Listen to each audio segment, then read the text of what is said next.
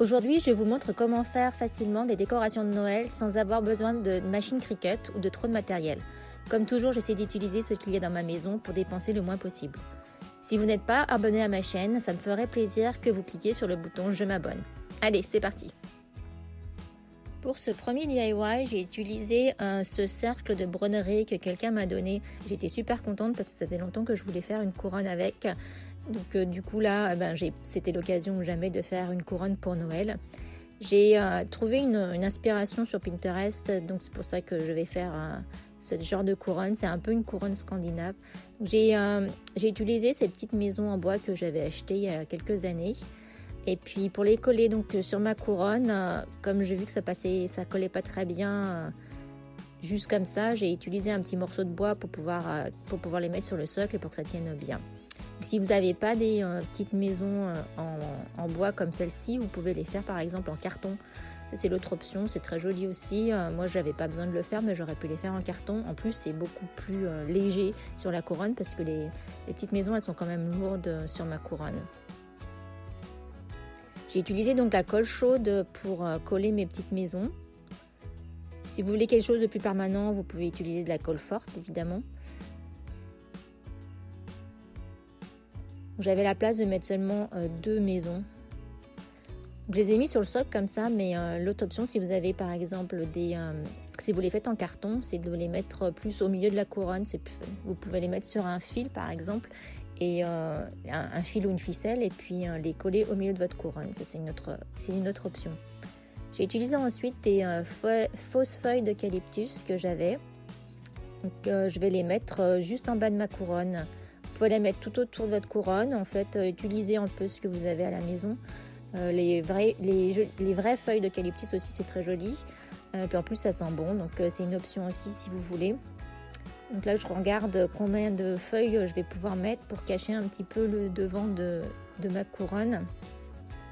Vous pouvez en mettre jusqu'en haut, mais moi j'aime bien l'effet un peu minimaliste de la couronne, de pas trop en mettre, et la possibilité de voir encore le bois justement de mon cerceau. Donc là, j'ai utilisé seulement 4 branches d'eucalyptus. Et donc pour attacher mes branches d'eucalyptus, j'ai utilisé du fil de fer. Je ne voulais pas quelque chose de permanent, je voulais pouvoir ensuite les réutiliser après Noël ou pour faire une autre couronne ou pour les mettre dans autre chose. Du coup, j'ai pas pris de colle chaude, mais si vous voulez quelque chose de permanent, vous pouvez évidemment coller vos feuilles d'eucalyptus avec ou les feuilles que vous aurez choisies pour faire votre couronne avec de la colle chaude.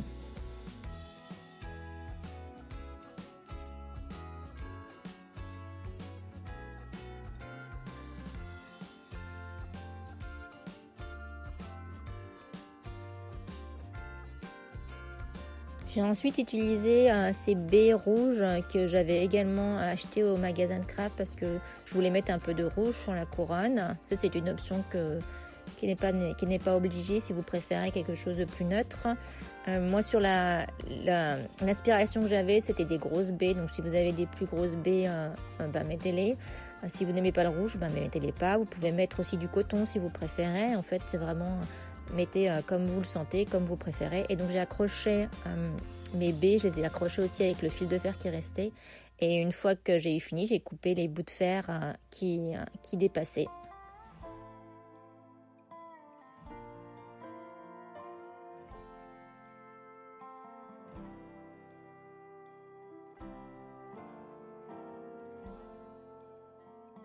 Pour cet autre DIY, j'ai une amie qui m'a donné ce cadre et donc j'ai décidé de faire un DIY avec et de mettre quelque chose pour Noël dedans. J'ai encore recyclé tous mes papiers de scrapbook que j'avais, donc ceux que j'avais utilisés dans ma dernière vidéo pour faire mes boules de Noël. Et comme j'en ai beaucoup, je vais encore les réutiliser. Donc j'ai choisi des couleurs entre le rouge et le noir, des couleurs qui allaient ensemble. Donc là, vous voyez, j'ai choisi toutes mes couleurs. Et l'idée, c'est que je vais faire un sapin avec. Donc, je vais couper des bandes de papier, comme vous voyez sur la vidéo. Donc là, j'y suis vraiment allée au pif, en fait, comme j'ai l'habitude de le faire. Je ne savais pas trop quelle largeur je voulais faire pour mes bandes. Donc là, j'ai commencé à couper une certaine largeur et puis après, je me suis rendu compte que c'était trop petit, enfin que je trouvais que c'était trop petit, donc je les ai fait un peu plus grandes après. Donc là, c'est pareil, c'est vraiment un DIY que vous pouvez faire avec les enfants et vous pouvez le faire vraiment comme vous le sentez. Donc l'idée, c'est de faire des bandes et de les faire de plus en plus petites pour faire un sapin. Donc j'ai commencé, donc vous allez voir, j'ai commencé une couleur, après j'ai changé la couleur et donc à chaque fois que vous découpez, je me suis servi de la première bande pour découper la deuxième et vous remontez comme ça jusqu'à ce que votre sapin soit fait. Donc là, donc vous voyez, j'ai coupé mes différentes bandes. C'est un DIY assez facile à faire finalement. Il suffit d'avoir un petit peu d'imagination. Vous mettez le nombre de bandes dont vous avez besoin pour la grosseur de votre cadre.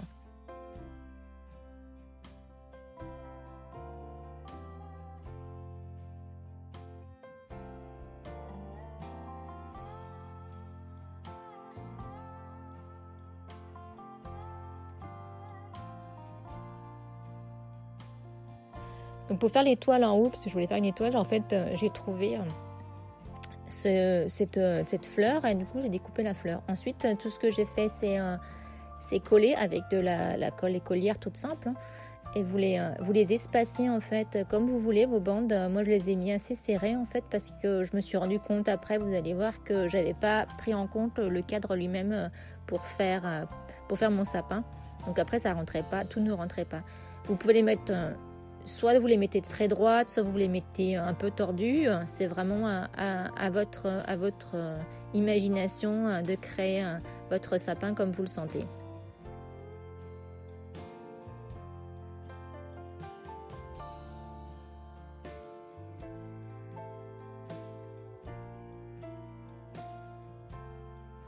Donc là, vous voyez, je me suis rendu compte qu'en fait, j'avais pas pensé du tout au cadre et du coup, j'avais coupé trop de morceaux de papier et donc j'en ai enlevé un pour que ça puisse rentrer dans le cadre et puis ensuite le coller. Et une fois que c'est terminé, donc j'ai tout remis dans mon cadre et je l'ai fermé. Et voilà, c'est tout simple. C'est vraiment un DIY hyper facile à faire avec du papier que vous avez à la maison.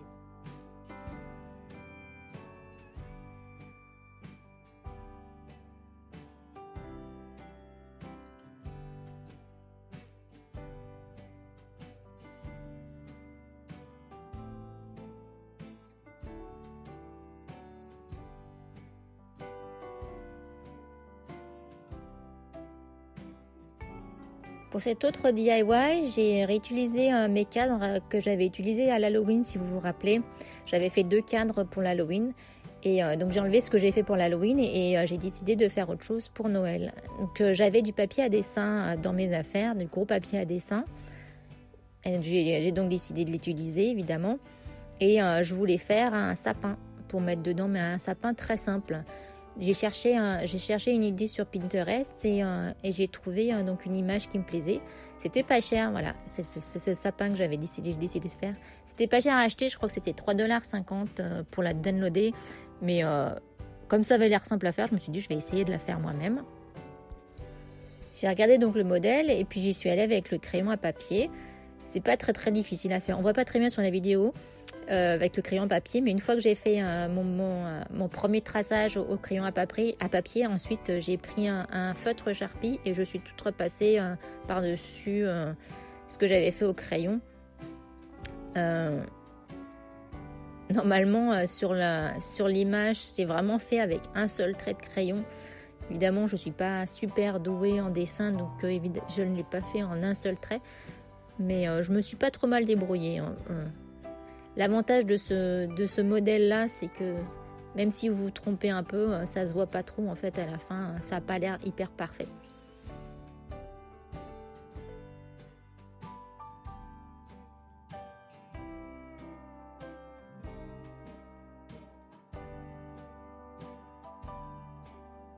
Pour l'autre cadre, donc j'ai décidé par contre de ne pas faire un dessin, mais d'écrire quelque chose. Donc là, j'ai vu pareil sur Pinterest un tableau où c'était écrit Let It Snow.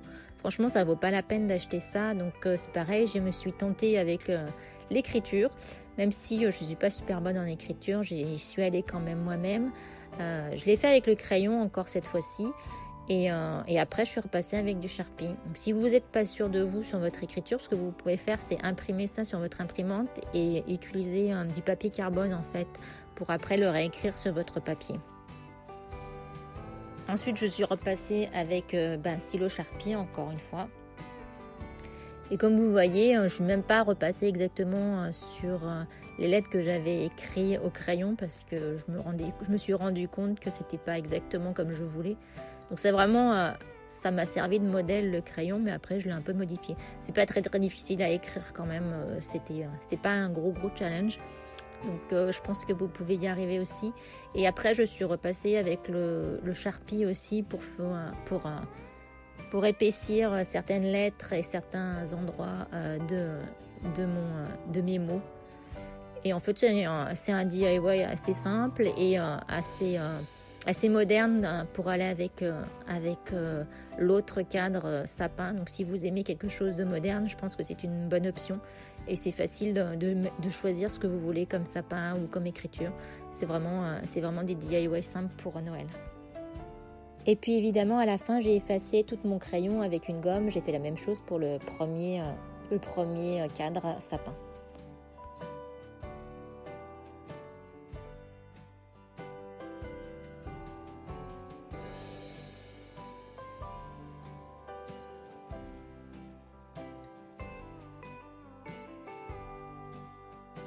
Pour ce dernier DIY, donc j'ai réutilisé ce sign, on va dire, que j'avais fait à l'automne l'année dernière.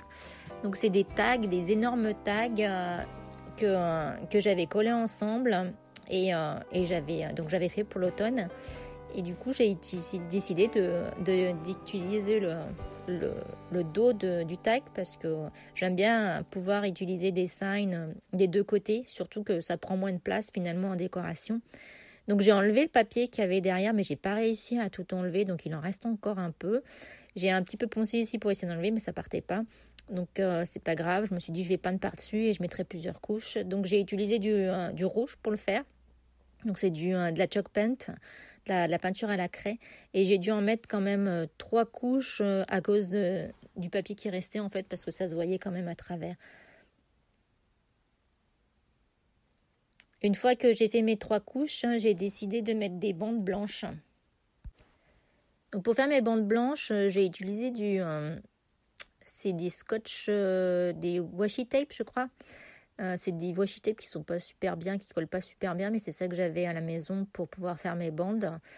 Donc j'ai fait mes bandes un peu comme je le sentais. Je voulais en faire une grosse et puis 2 petites. Donc là c'est pareil, vous faites un peu comme vous voulez. Le washi tape, ça colle pas aussi bien que du scotch à peinture. Donc le problème c'est que ça a un petit peu bavé quand j'ai fait ma peinture blanche, mais ça va. J'ai pu récupérer ensuite avec la peinture rouge. Donc j'ai mis mes bandes comme ça avec mon washi tape sur mes 2 côtés, sur mes 2 tags. Et ensuite, je vais utiliser de la peinture blanche pour faire mes lignes. J'ai utilisé de la peinture à craie encore, parce que c'est pratique la peinture à craie. Il n'y a pas besoin d'en mettre trop de couches, mais j'en ai quand même mis 2 couches. J'ai choisi blanc, mais si vous préférez mettre du noir avec le rouge, ça va très bien aussi. Et moi j'aime bien le blanc, donc j'y suis allée avec le blanc cette fois-ci.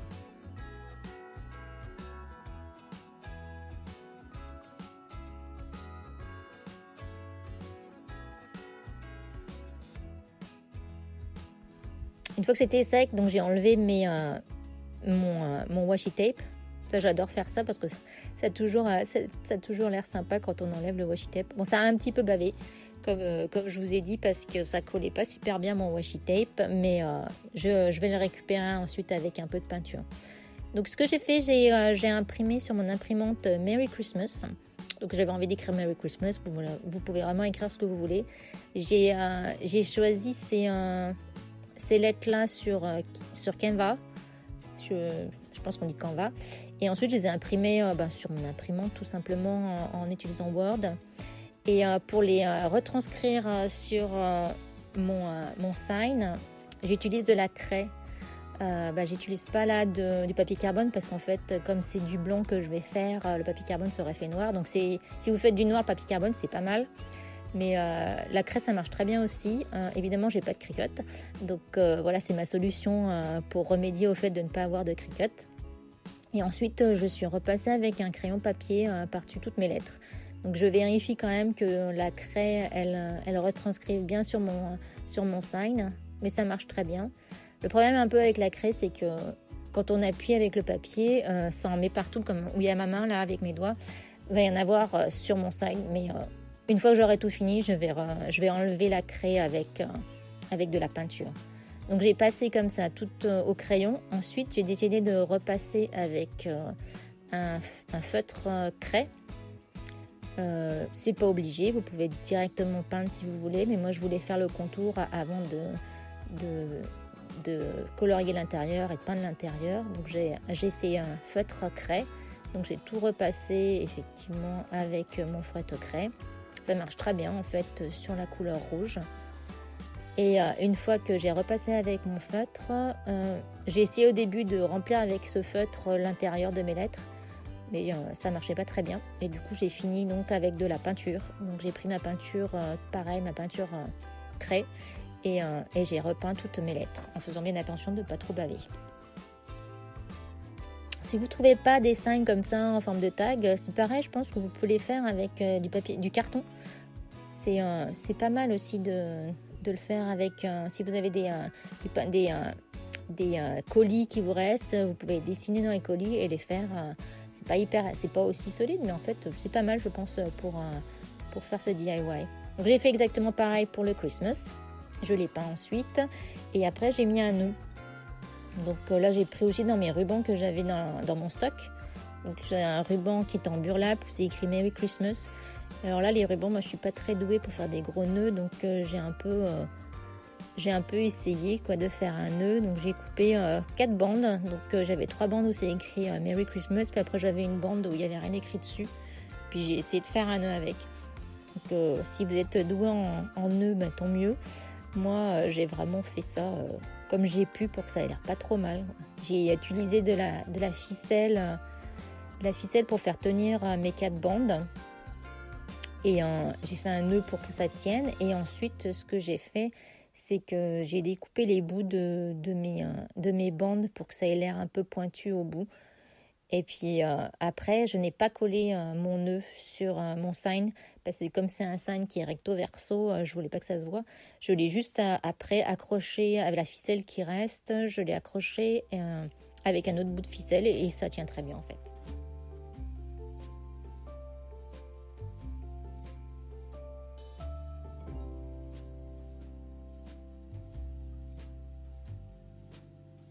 Voilà, cette vidéo est déjà terminée. J'espère que vous avez tenu jusqu'au bout et que vous avez aimé ces DIY.